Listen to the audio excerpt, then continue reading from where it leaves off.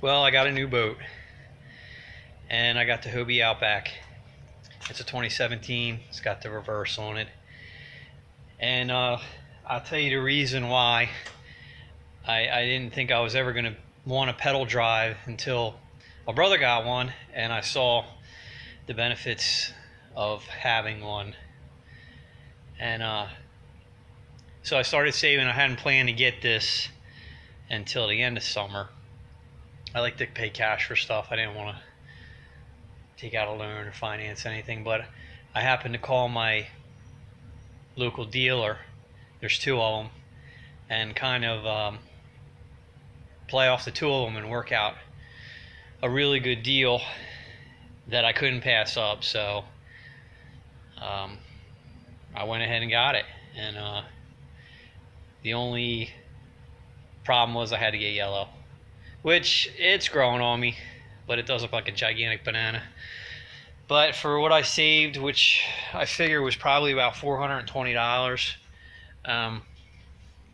I'll do yellow. I figure yellow, in the lakes that I fish, yeah, you're gonna stand out like a sore thumb. But if I do go out in the ocean, and there's boat traffic, they're definitely gonna see this.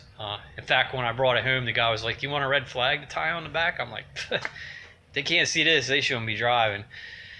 But I've only had it out on the water once, so this is just my initial review, only having it on the water once. But I do have some thoughts about it, and I'll start back here. What I told them, this isn't the camo edition, so it came with the regular fins. These aren't the turbos. And I measured them, and they stick down from the bottom of the boat 12.5 inches. So if anybody was looking for that measurement, it's 12.5. And I wasn't real worried about top speed.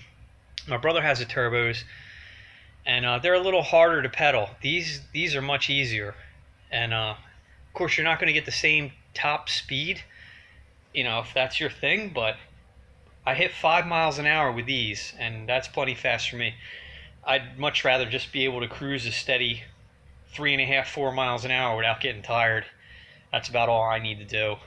So I don't know if I'll upgrade or not, but I did want the sailing rudder, so I had them install a sailing rudder because man, they turn super sharp. I mean, if you get cooking and you crank the steering over, this thing like fishtails, it turns so hard.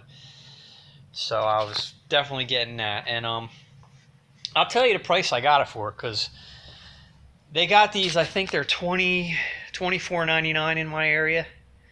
And like I said, I called the dealer up and I said, I want the price cash out the door, and I'll tell you, I want the sailing rudder. That's the only option I want. I think it's like $30. And the guy was like, "Yeah, no problem. I got it." And he says I can do it out the door for $25.80, or for $25. He told me I can do it out the door for $25. And the other shop, they were like at $27.10. So I went down there, and I also knew that they were having a Hobie accessory deal. You could get $150 of Hobie accessories to pick out. And anybody who's into these boats knows the Hobie stuff is super expensive. I mean, they make a Tupperware container that goes in here that's deeper than this one, and they want $23 for it. And it's freaking Tupperware. I don't know where to get the prices. The bin that goes in the front, which I definitely want to get, just so you don't lose your stuff heading in the back of the boat, because this goes down all the way to the back. $70 for that bin. Just a plastic bucket, basically. But so anyway, with the credit, I told the guy I need a cart, because I seen how my brother does his around. You got to have a cart with one of these, or else you're always going to be manhandling it with two people. I don't think you're picking one of these up by yourself and carrying it anywhere. So I ended up getting the beach cart, which was like the best one they had in the store. I don't know if this is the best one they make, but it's got tires on it that are spongy. They actually have air in them, but maybe only like 2 pounds. And the guy told me if it ever gets a hole, you heat up a butter knife and you just go over the hole and it'll melt back in. You're good to go. So I said, that's the one I want. $235 for that cart. So with the credit of $150, that added like $85 onto my price. So I got the cart, the boat, and the sailing rudder for $25.80. And I thought that was too good of a deal to pass up, so I went and got it. So the seat is awesome. Unbelievable. I do have a complaint about it though. The kickstand thing that they have where you pull this little lever and it spits out these things in the back so that it sits higher, is like spring activated. So if you lean up in the seat and get the weight off the front, she drops on you. And I had it happen to me, and I've only been out on the boat once. And I was like, that's pretty annoying. So that's one complaint. Let me see. The standability is awesome. It's way better than my Pro 120, the Perception Pescador Pro 120, which you could stand on, but you couldn't really fish on standing up. This one, no problem. I can stand up. I can even turn around. If you're an agile guy, you can turn around and face backwards and cast with this. It's really, really stable. I also got to give it to them on the hull. It's textured down in here where you stand. I'm hoping it doesn't hold dirt too bad. The rest of the kayak is smooth on the sides, but up here and in the tray area, it's like a sandpaper. And you know, if it gets blacked up with mud, I don't know if it's going to hold it, stain it, or what. I said yellow wasn't my first choice, but it is what it is. I really like having the pockets because, you know, fish grips and the stuff to get the tools out, you didn't have a whole lot of options in my other boat. This, if I flip or something, they're not going anywhere. I'm not going to lose them, so it's a little bit added security there. Oh, another complaint. This handle. Holy crap. You think they could have done something better than this. Because you got the rudder. You pin the rudder up with this bungee when you're transporting it. But the handle's underneath of it. So it's like, you know, kind of messed up. We've been carrying, just picking it up from the bottom because I got to take it up steps. But I think that could have been a little bit better thought out than having your handle covered up by your rudder. But that's just me nitpicking. I mean, I love the boat. I'm glad I bought it. You got 4 rod holders. They're all pretty deep, and they're kind of straight though. They don't kick off to the side too much. So if you don't, sometimes your lure will get wrapped up around your rod line because it's so straight up. The one that I use, that I carry in my crate, I have it canted more off to the side, so you know it's on more of an angle. So I've been using that mostly. I mean, but it is nice having a rod holder up front. You know, it's within reach. I watched a couple of videos of how to put fish finders on these things, and it's definitely more of a process than the Perception. And what it does is there's a plate underneath that you take off, and they're set up for low rants, but I imagine anything would fit.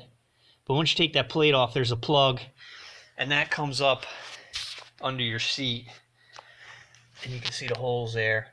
And once it comes up under the seat, there's another fitting that it goes into to get you into the hull. And then you're supposed to run it up to either this one or this one up front. But I like to have my legs, when my feet aren't on the pedals, I tend to rest my legs on this area. So that's not looking like it's going to work for me, because I won't be able to stick my feet up there if I got a fish finder screen going on. So I'm still going to have to figure that out. Right now I just left a fish finder for my son. He could tell me how deep, how warm, where the holes are while I get used to this boat. But the seat, oh my gosh, it's thick. It's really, really padded. It has a lever here in the front, and you pull that, and it drops down. It drops the front down. I've also got adjustments for how far you want it back, and I believe there's some kind of adjustment with a wire or something for lumbar. I haven't really messed with it too much. But the first time I was out on it, we were out for 4 hours, and there was no issue with comfort. I mean, it was super comfortable. And it's almost not needing an anchor with the reversibility. You can really hold a position pretty good. The only thing that is different for me is I like to roll into the lily pads and fish real heavy cover.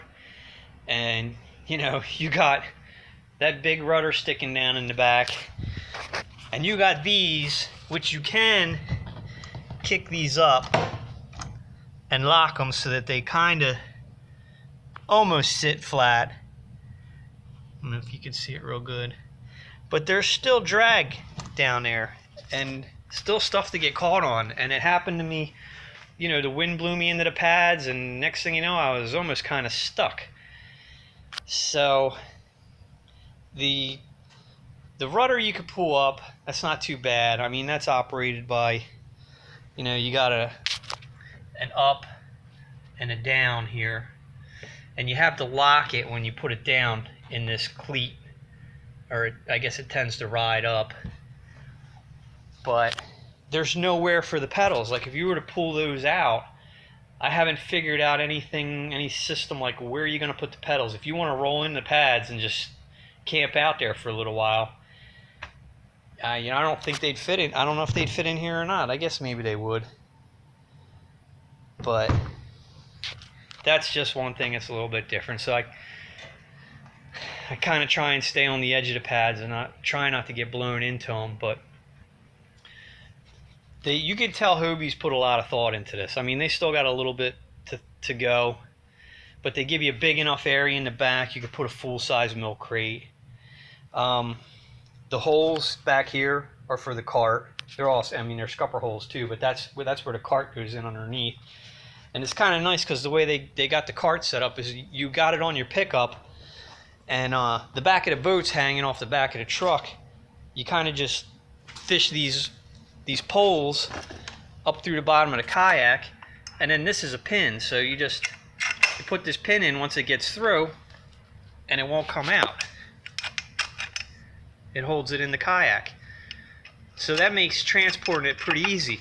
The only thing I notice is though, when you get to the water and you go to take the cart out, it's really hard to pick the back of the kayak up high enough to get the cart to just drop out. I mean, you really got to pick it up high.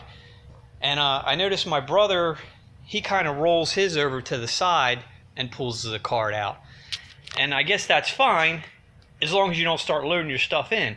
Like I was planning on having the boat loaded up in the truck with the crate on it and the seat and everything, rolling to the water, pulling the cart out, putting the cart back in the truck and going.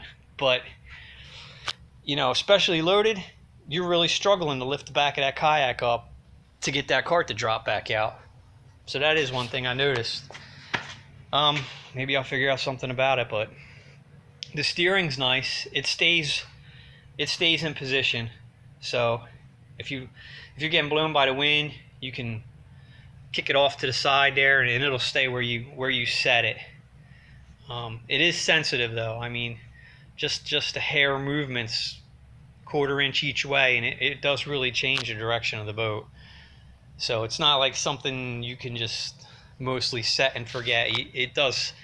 You're definitely having a hand over there pretty often. But I'm happy I got it. I'm like hoping this opens up flounder fishing and, you know, more crabbing, more saltwater stuff that I want to learn how to do. I'm not currently experienced in saltwater, but I plan on figuring it out. So if you got any questions, let me know. If I can answer them, I will.